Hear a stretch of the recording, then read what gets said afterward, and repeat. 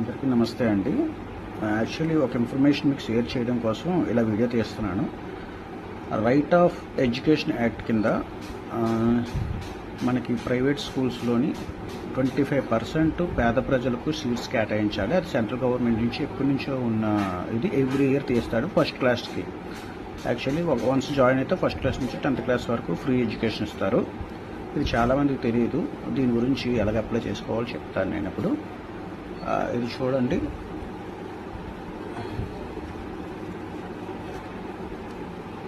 ఇలా ఓపెన్ చేయగానే మీకు ఈ సైట్ ఓపెన్ అవుతుంది. ఇది క్లిక్ చేయండి. చేయగానే చూసారా ఇంటర్ఫేస్ ఇలా వస్తుందండి. డిపార్ట్మెంట్ స్కూల్ ఆఫ్ ఎడ్యుకేషన్ అని.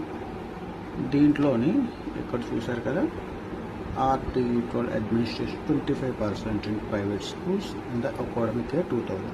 అంటే ఈ ఇయర్లో అప్లై చేసుకోవచ్చు. ఇలా అప్లై చేసిన తర్వాత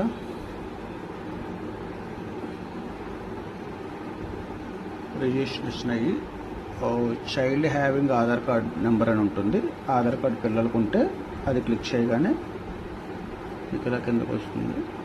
చూడండి, ఓకే.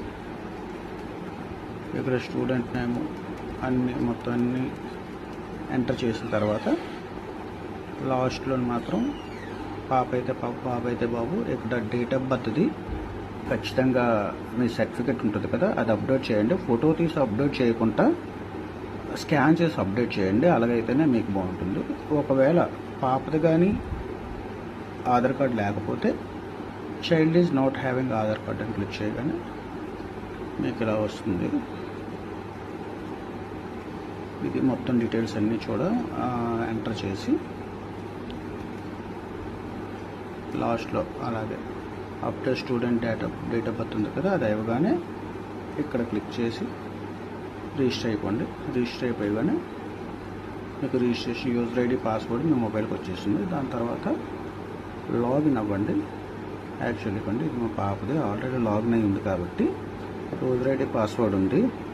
దీంట్లో యూజర్ ఐడి పాస్వర్డ్ కొట్టిన తర్వాత GFM ఈ క్యాప్చర్ కొట్టేస్తే లాగిన్ అడుగుతుంది.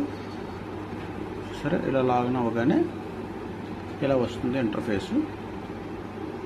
సెలెక్ట్ వెబ్ ఆప్షన్లోకి వెళ్ళండి. ఇలా వెళ్ళగానే ఇలా మీ డీటెయిల్స్ చూపిస్తుంది. ఎక్కడైతే అక్కడ మీ సచివాలయం అన్నీ చూపిస్తుంది. దీంట్లోకి వెళ్ళండి. ఇలా చూపించగానే మీకు 1 కిలోమీటర్